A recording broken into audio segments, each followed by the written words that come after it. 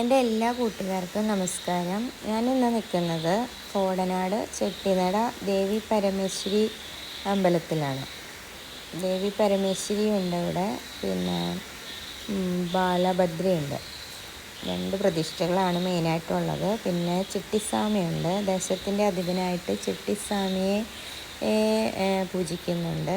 പിന്നെ രക്ഷസ്, പിന്നെ നാഗദൈവങ്ങൾ, ഗണപതി ഭഗവാൻ, അയ്യപ്പ ഭഗവാൻ, പിന്നെ സുബ്രഹ്മണ്യ സ്വാമി, ഇത്രയും പേരാണ് അമ്പലത്തിൽ ഉപദേവതകളായിട്ട് പൂജിക്കുന്നത്. ഇവിടെ ഇപ്പോൾ ദേവിയുടെ പുനഃപ്രതിഷ്ഠ നടക്കുകയാണ്.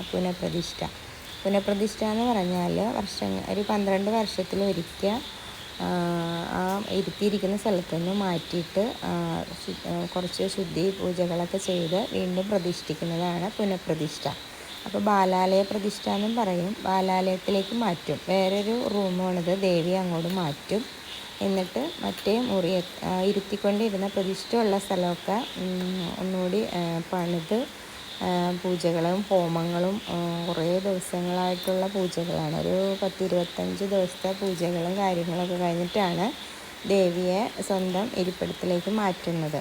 ഇപ്പോൾ ഒരു കിടക്ക പോലെയൊക്കെ വിരിച്ചിട്ടുണ്ട് ഇവിടെ. അത് ദേവിയെ ഉറക്കി കിടത്താനുള്ള ബെഡാണ്. ഒരു മനുഷ്യരെങ്ങനെയൊക്കെയാണോ ഭക്ഷണം കഴിക്കുന്നത്, ഉറങ്ങുന്നത്, അതുപോലെയൊക്കെ പൂജാക്രമങ്ങളുണ്ട്. അതൊക്കെ ശാന്തിമാർ വിശദമായിട്ട് പറഞ്ഞു തന്നപ്പോഴാണ് നമുക്ക് മനസ്സിലായത്. എല്ലാം കണ്ട് തൊഴുതു.